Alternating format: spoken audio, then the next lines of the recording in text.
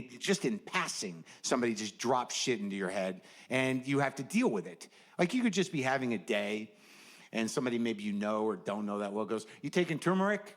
"What?" "Turmeric, are you taking it?" "Turmeric?" "Yeah, you gotta take that shit." "Turmeric?"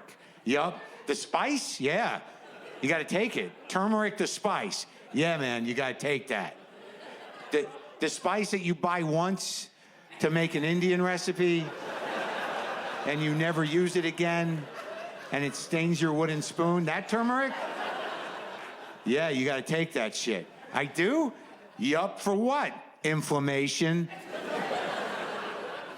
"Of what?" "Just general inflammation." What is that?" "It's the new bad thing that causes all the other bad things." "What happened to cholesterol?" It turns out that's good for you." "What? When did that happen?" "Turmeric, huh?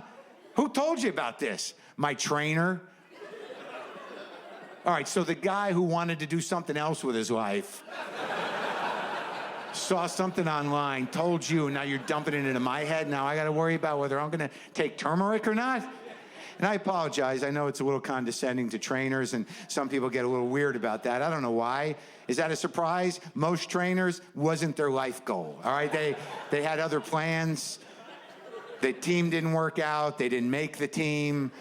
They were at the gym a lot anyways. Whatever. Just wasn't the big plan for them, all right? They ended up there. And they can take this criticism. I'm just calling a fact a fact. I'm not going to make fun of yoga instructors because that's different. That's sort of the last stop for them. You know,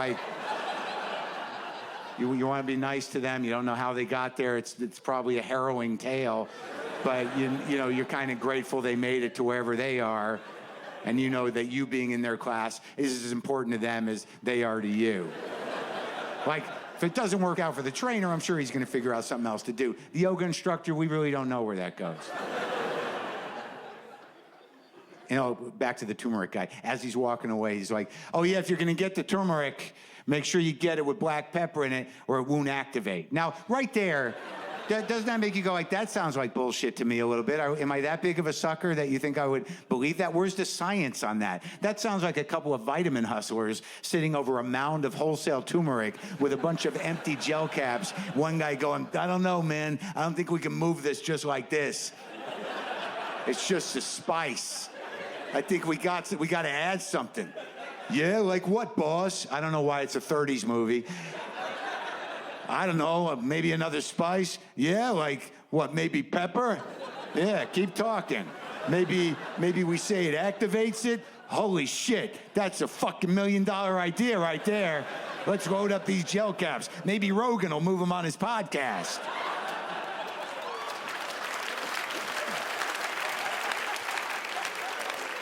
I mean, I know Maron won't do it. He's more of a Stamps.com Squarespace guy.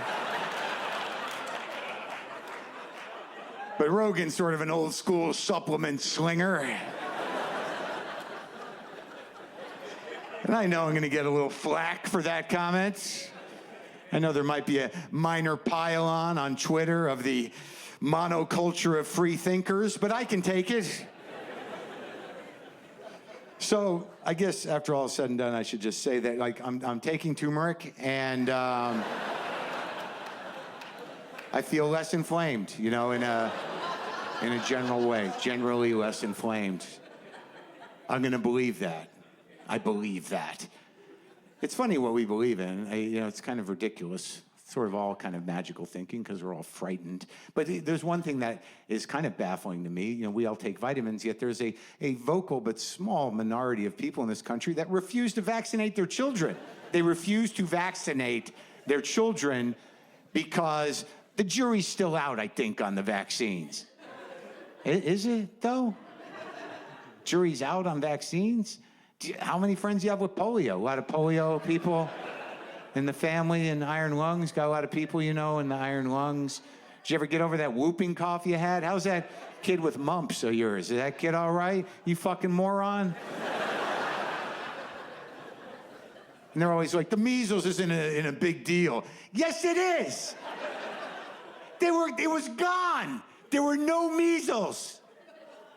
And they're like, well, everyone knows you can knock out the measles with a high dose of vitamin A. What? No. I mean, if you add a little black pepper, I think maybe you got a shot at knocking out the measles. I don't know what's happening, people. I don't know. But it's pretty clear the world is ending. I don't want to shock anybody. Seems to be happening, though. I thought we'd get out. I thought we'd make it under the wire. I thought I would, I'm 56, but I don't know. I think we might see it. Certainly, it's been ending environmentally for a long time, and we've all kind of known it. We knew it. But I think on a deeper level, the reason we're not more upset about the world ending environmentally is I think, all of us in our hearts really know that we did everything we could. We really, right? I mean, we really did. I mean, think about it. We brought our own bags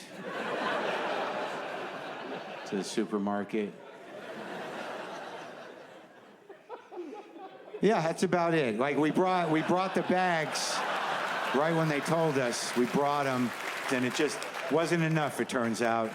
Just not enough to, get us over the top with this. But I don't know, maybe this straw thing, the no straw thing, maybe that'll do it. Maybe that'll keep the polar bears from drowning. Sometimes the answer is right between your mouth and your soda, and you just take that out of the equation and the human species survives. You know what I mean? It's going to be a tough transition for a lot of people, oh, fuck, I guess we got to drink like grown-ups now. It's bullshit, man. No straws. Fuck this. Goddamn liberals fuck everything up. And that is the tone and depth of many of their arguments. Look, I have to be honest with you. Trump is probably the most horrible human that ever lived in any capacity doing anything. And not a political statement. That is observational, completely observational. No matter what he would do, if he was doing another job, he would be the same asshole. Like if he was working on a car lot and you went onto that lot to buy a new car and he came walking towards you, innately you'd be like, nah, not that guy. I don't feel comfortable with that guy. There's something off, not right. It's not right. And I don't know, man. It's like a lot of people still ask that question, like, how did this happen? Why? How did he get elected? Now, I don't want to be condescending. I think most of you are like-minded people. I don't think there's a lot of Trump supporters in here. If there are, it's not your night. But I think there is a question among people that aren't Trump people that's sort of like, how did this happen? Well, I had to ask myself that. Now, and I'll ask you. So during the Obama years, were you pretty politically active? Yeah, exactly. So if you ask most people, what did you do during the Obama years? It'd be something like, well, I worked on me. I did a lot of work on myself. I was very mindful. There was a lot of hope then. Did a lot of yoga, got my core tight. And I think that was good. I think that's good.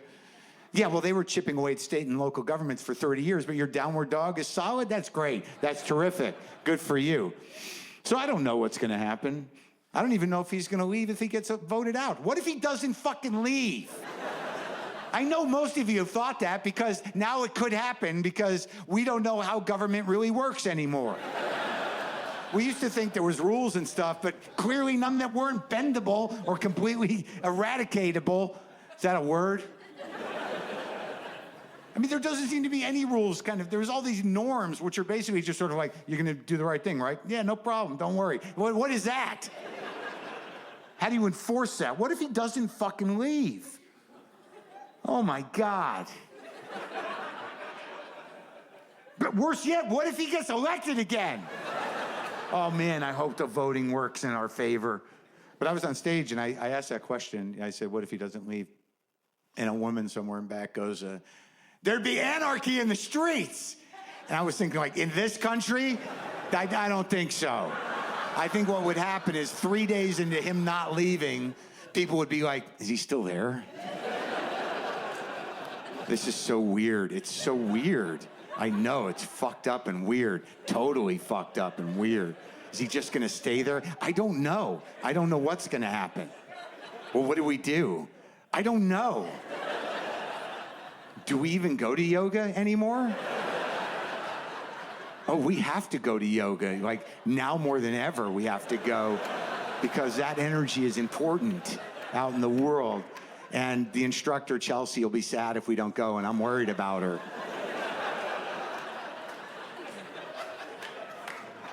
Oh, thank you.